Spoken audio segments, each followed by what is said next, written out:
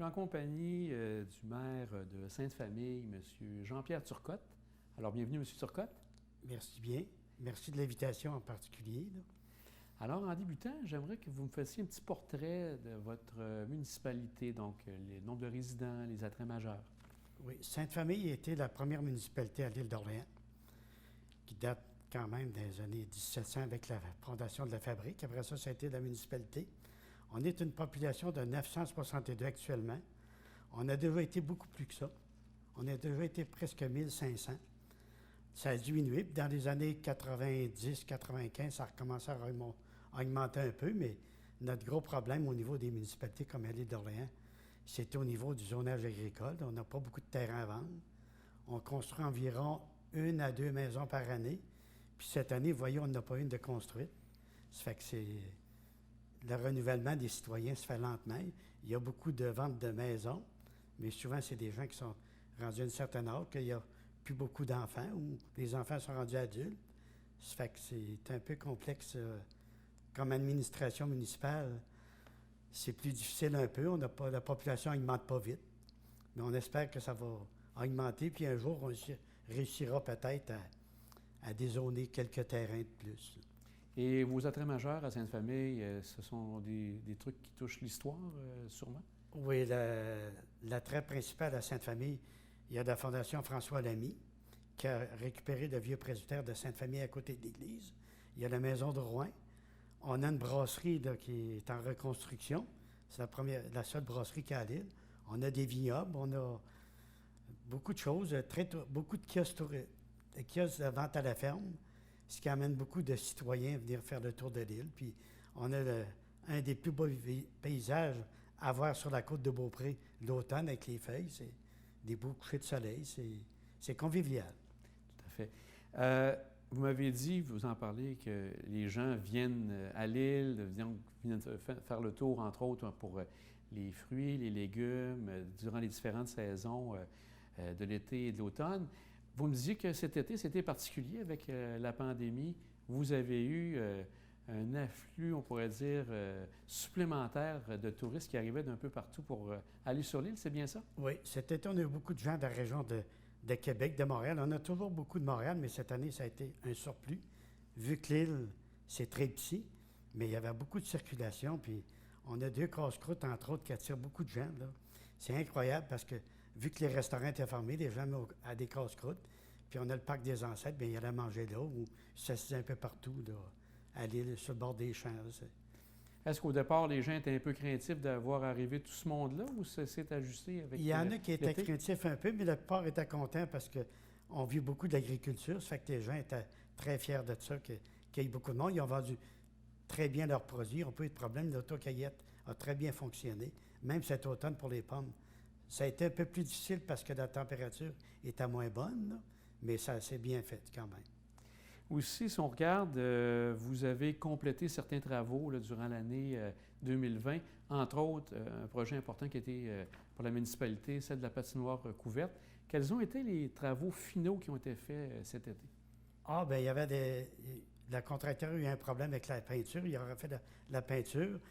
On a posé des filets conformes à ce qui doit être fait pour une patinoire. Puis les bancs des joueurs n'avaient pas été faits. Ça a été fait. Puis on a aménagé le terrain. Là. On a finalisé là, dernièrement. Ça fait pas tellement longtemps.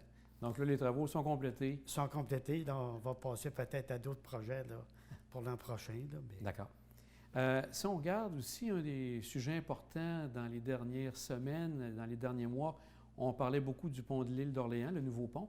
On a sorti les nouvelles esquisses. Qu'est-ce que vous en pensez de ce nouveau pont?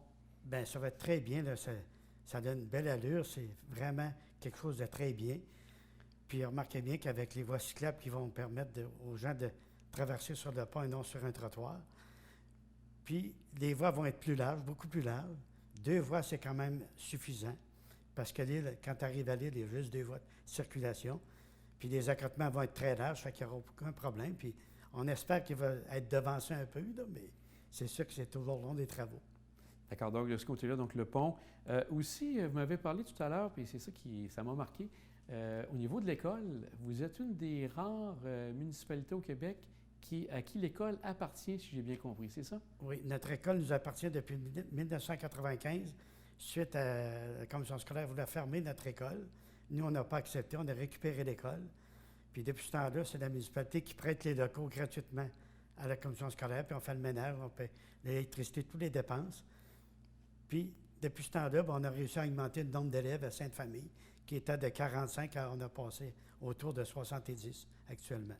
Et est-ce que vous avez aussi d'autres élèves qui arrivent des autres municipalités? On a quelques-uns de Saint-Pierre et quelques-uns de Saint-François qui viennent à Sainte-Famille. Aussi, il y avait un des dossiers on parle régulièrement, c'est le quai de Sainte-Famille. Oui. Est-ce que vous avez du nouveau de ce côté-là, du côté du quai de Sainte-Famille? Actuellement, on attend bientôt, là, on a fait faire une étude pour la ligne des Hautes-Eaux au niveau biologique, parce qu'au niveau des hauteurs des eaux, il y a tout le temps des controverses. Fait que là, on va faire une étude au niveau des plantes. Ça fait que ça devrait sortir d'ici quelques semaines. Puis après ça, on va aller peut-être là, essayer de trouver de l'argent, du financement. Puis c'est avec ça, avec cette étude-là, qu'on va savoir si on a besoin d'aller au BAP ou pas. Mais on a décidé peut-être que s'il faut aller au BAP, on va raccourcir peut-être la longueur du quai. Donc, là, actuellement, juste pour ceux qui situent le quai, est-ce que les gens peuvent aller sur le quai de Sainte-Famille ou actuellement, il n'est pas accessible? Normalement, on dit qu'il n'est pas accessible, mais il y a quelques personnes qui descendent à pied, mais il est dangereux là, parce que le quai, il reste à peu près là, 1 pied de large, 2 pieds à des endroits, puis il y a des endroits, quand la mer est haute, l'eau passe par-dessus.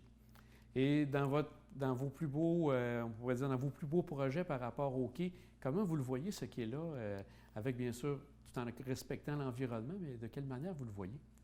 Bien, ça serait un attrait touristique. Ça serait la seule place qu'on peut aller au fleuve du côté nord de l'île d'Orléans. Ah, OK. Donner accès au fleuve du côté nord, c'est le seul endroit qu'on a.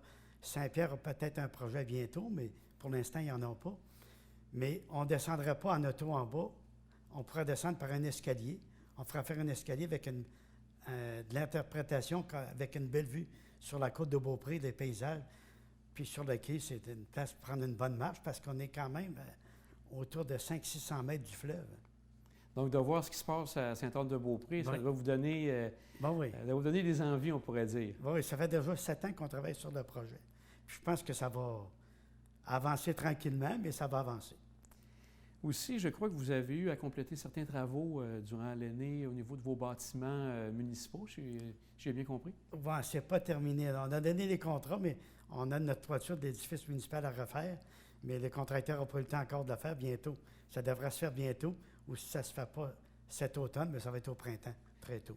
Et il y a aussi des travaux sur la rue du Mitan. C'était quoi ces travaux-là? Sur la rue du Mitan, ça a été une canalisation du cours d'eau, parce que la route n'est pas tellement large, puis la route est en train de verser dans le cours d'eau. Ça fait qu'on a mis un tuyau, puis on a fermé ça. Si on regarde aussi l'année qui s'en vient, donc toujours à une fin d'année, on prépare les budgets, tout ça. Est-ce qu'on peut s'attendre à des hausses de taxes ou des gels de taxes pour les concitoyens de votre municipalité? Non, je ne penserai pas qu'on ait une augmentation de taxes. Ça va être la deuxième fois depuis que je suis maire, là, qu'on n'aura pas fort probable pas d'augmentation de taxes, parce qu'on a eu une subvention du gouvernement du Québec, grâce à nos députés, là, puis du gouvernement en place.